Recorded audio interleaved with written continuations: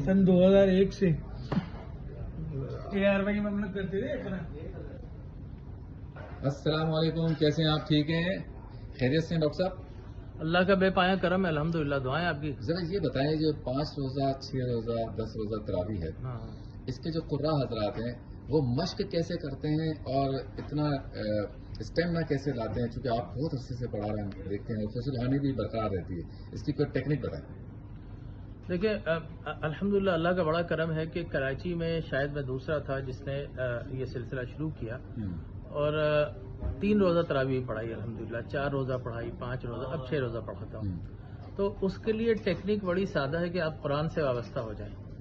आप कुरान को ना भूलें, कुरान आपको नहीं भूलेगा। क्या बात। और जब आप कुरान के साथ एक तरीके से बिल्कुल अटैच हो जाते हैं, इन्वॉल्व हो जाए, तो Quran is the book of the energy, is the book of the stamina, is the book of the knowledge, and Quran is the book of stimulation.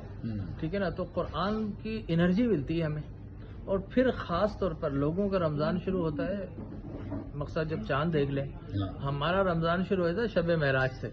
तैयारी शुरू। जी, हम शब महराज से उफाज के साथ मिलकर और बाकायदा गर्दान शुरू कर देते हैं और फिर खड़े होकर पढ़ते हैं, फिर सीने की एक्सरसाइज करते हैं, फिर माउथ की वोकल एक्सरसाइजेज होती हैं। तो वो शब महराज से सिलसिला शुरू होता है। और जब रमजान होता है तो हम जो है बिल्कुल एक तरीके से अलर्ट होते हैं और हशास होते हैं और बिल्कुल ऐसा होते हैं कि अब मुसल्ले पर हमें खड़ा कर दें। बहुत शुक्रिया। और एक आखिरी बात और ये बताऊं, जब हम मुसल्ले पर खड़ा होते हैं तो जाहिर है डेफिनेटली एक पहला दिन होता है खास तौर पर, तो हमें थोड़ा सा जो है वो लैक ऑफ एनर्जी फील होती है। लेकिन जैसे जैसे कुरान पढ़ते जाते हैं शबीर भाई, मकसद ये मैं आपको इसको एक्सप्रेस नहीं कर सकता वर्ड्स के अंदर, स्टेमिना बढ़ता चला जाता है। और जब आम तौर पर ये लोग होता है कि तरावी के बाद लोग थक जाते हैं, मैं तरावी के बाद जो है मजीद जो है एनर्जाइज हो जाता हूँ। ये कुरान की बरकत है। बहुत खूब, शुक्रिया आपका।